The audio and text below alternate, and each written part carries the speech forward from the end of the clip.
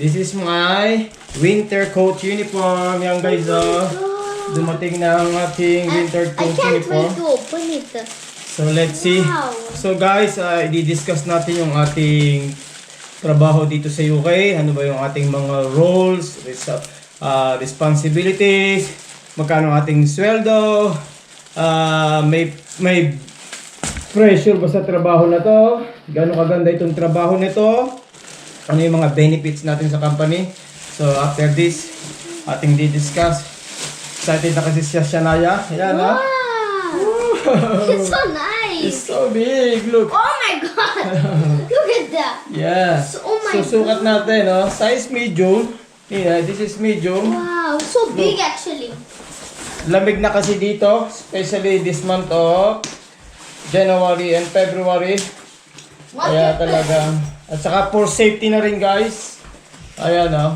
Oy, what is that? Okay. Jackie. Oh, how many zips? Ayan. Check it din, Nina. Check it down, Nina.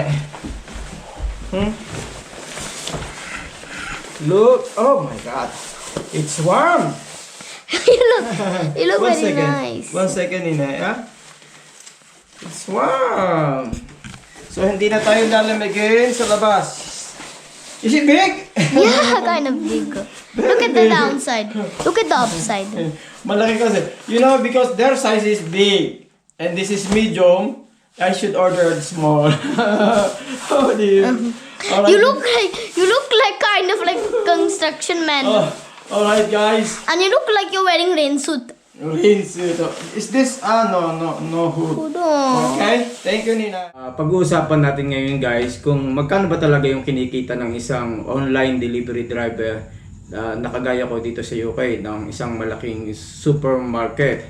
Marami rin kasing nagtatanong, paki-share daw kung magkano yung sweldo ko.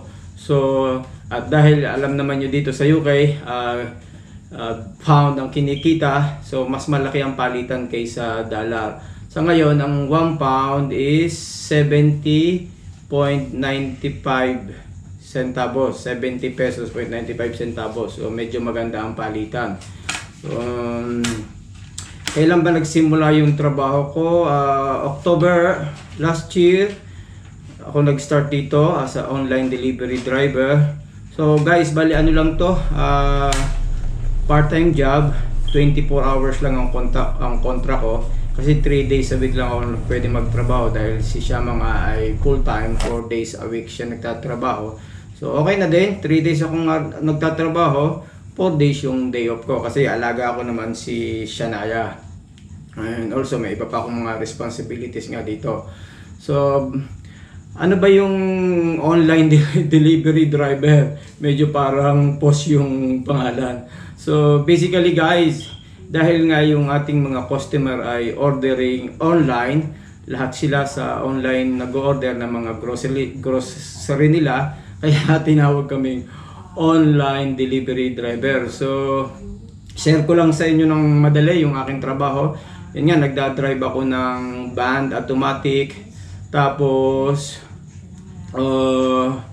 okay yung sistema dito, medyo talagang advanced na, computerized na talaga lahat. May ginagamit kaming handset, kung tawagin nila dito D2D. So nandoon na lahat ng record ng mga customer.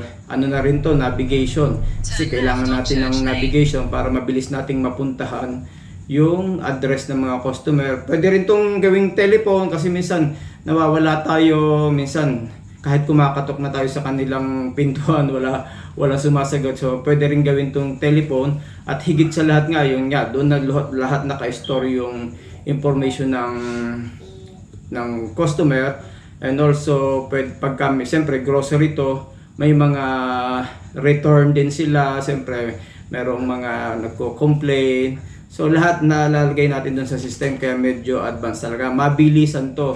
So normally more than 20 customer ang nadi-deliver ko araw-araw. So yung pinakamadami ko in 8 hours ay 27 deliveries. Imagine niyo, pero kayang-kaya kasi lahat na talaga nasa system, computerized talaga. So ayun lang ang regarding about my job, saka natin i-explain ng detail yung trabaho sa future vlog. So balik tayo dito sa ating trabaho, kung magkano yung ating sweldo. Good news guys, kasi this coming March 3 to be exactly, mag-i-increase na ang salary namin dito sa UK, amin ang company na to, the whole UK. So I think ang UK government magtataas sa April, the whole United Kingdom, pero kami mauuna kami sa March 3. So ang good news guys, ang per hour natin na magiging sweldo na natin, kasi nakikita naman natin dun sa office, saka mga kwentuhan din ng mga driver, ay £12.50 per hour guys ang magiging sweldo na natin. Medyo happy ako kasi maganda-gandang rate na rin yon. So magkano ba yung £12.50 sa peso per hour? Ang magiging sweldo natin sa peso ay 886 point something per hour. So kung iaano mo yun sa £12.50 times 8 hours ay 100 pounds. So per day per day ang kikitain natin in 8 hours is 7,095 pesos sa isang sa 8 hours, 8-hour shift. So let's say 3 days lang ako nagtrabaho, kasi nga 24 hours times 3 yung 100 di 300 pounds. 300 pounds a week ang kikitain ko. So i-multiply natin ng 70.95 per hour. So a week kikita tayo ng 21,285 pesos. So ganun na ating kikitain a week, 21,000 na. So matotal sa whole month, magkano atin din kinikita? Ano to yung 24 hours a week. So $300 a week times 4 weeks equals kumikita tayo ng 1,200 pounds a month. So maganda-ganda na rin malaking tulong na rin yon sa pambayad ng mga bills dito sa bahay, tsaka yung papang gastusin, grocery.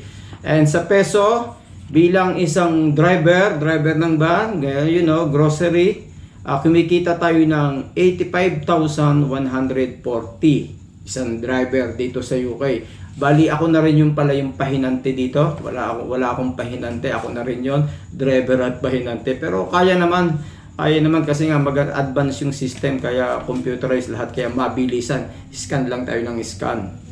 So yun nga, kung sa India naman, kasi si Mrs. sa Indian, ang palitan ng 1 pound ay 105 rupees. So kikita ako kung sa India natin papadala, kikita tayo ng a day ng 10,500 a day. Sa isang buwan naman, medyo malaki pag sa Indian rupee, kasi malaki ang palitan din. Imagine mo, 1 pound, 105 rupees, 126,000 a month ang ating kikitain sa rupee. O kung maganda to, siyempre kung ipapadala natin directly sa Philippines or sa India, siyempre malaking pera na rin yung 85,000 sa Philippines monthly. Kaya lang, siyempre guys, ang usapan siyempre dito tayo gumagastos, cost of living, halos doon lang napupunta rin sa lahat ng gastusin dito sa bahay. Lalo meron kami sarili naming tirahan dito, wala naman kaming cashier, so solo namin ang lahat ng mga expenses. Pero may advantage din naman kasi nga yung privacy. So ano sa tingin nyo guys, yung kinikita ng isang driver? Parang malaki 85,140 a month. Kung sakaling let's say couple kayo dito sa UK, magre-rent lang kayo ng double bedroom, tapos may mga cashier kayo, share kitchen, share toilet. Ang purpose nyo nga lang talaga, trabaho, ipon, makakaipon kayo kasi maliit yung magiging expenses nyo monthly kung yung bedroom lang ang uupahan nyo. Talagang concentrate lang talaga sa trabaho, tapos ipon, and then siguro in 1 year makakapagpagawa ka ng isang maayos-ayos na bahay sa Philippines or sa India. Kaya lang, siyempre, yung purpose naman namin dito, dahil may bata nga kami, kasama nun si Shania, so makasurvive lang o may kaunting ipon, okay na. Ang mahalaga siyempre hindi tayo nagne-negative. Medyo pressure kasi pagka ano. Tsaka very thankful na rin ako dahil nga yun nga nagkatrabaho na ako, malapit pa nung paglipat namin dito sa Watford. Lumipat kami dito September, last week ng September, third week ng October nagkatrabaho na ako, kaya medyo happy na. So share ko lang yung aking kinita, yung neto o net pay last December, hindi pa to sa 12.50 per hour. Nagneto ako ng 1,066 guys. Kasi medyo siguro December medyo mataas yung hours ko. Kaya imaginein mo 1,066. How about kung maging 12.50? May overtime pa. So baka medyo makakaangat-angat pa. So very happy na rin, at least kahit pa paano mayroon ka na rin fixed income. Kasi mahirap talaga yung medyo, siyempre naiintindihan ko naman, talaga naman dapat dito sa UK, dalawa ang nagtatrabaho.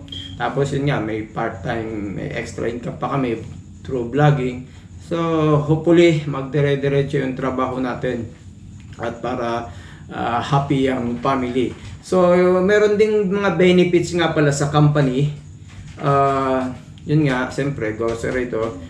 Yung sa pagkain, sa canteen, eat all you can na nandoon na before ka mag-start.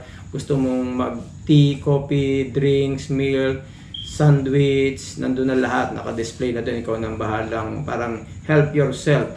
Tapos sa mga snacks, yung mga crepes, prutas, talagang orange, apple, pear, banana. So sa aming mga driver, nagdadala kami kasi kami break namin nasa labas, so pwede kami magdala sa bag. So it's up to you na, eat all you can. Yun ang isang magandang benefits pagka nagtatrabaho sa isang supermarket. And also meron kaming colleague discount card guys. Ang laking tulong talagang sabi ko, buti dito tayo napasok sa supermarket kasi yung colleague discount card, pag mag-grocery ka, may 10% discount. Imagine, hello Nina, imagine 10% discount guys. Kung gumastos ka ng 100 pounds sa grocery, may 10 pounds ka na masasave na discount. At ang pinaka-good news pa guys, every salary, kasi salary namin Friday, during that day, Friday, and the following day, Saturday, 15% discount. Kada sweldo lang yon, 15% discount. So last time nag-grocery kami, we took advantage. We spend 170 something kasi talagang nag-grocery na kami ni Nashama, lahat na kung ano importante. Ang binayaran ko lang ay 146. So, ang laki ng na-save namin. Kasi meron din pala ditong Nectar card. Isa pa rin yun. Nag-member din ako ng Nectar card. Kaya nakaka-save din. So, ayun guys. Hopefully, happy kayo sa pag-share ko ng sweldo ko dito sa UK. In future, papakita ko sa inyo yung kung ano yung full details ng trabaho natin dito. Okay guys, thank you very much. Thank you for watching Bimbo Cornehog Vlogs. Please like, share, and subscribe. And please follow us on our Facebook page. Thank you. Bye-bye.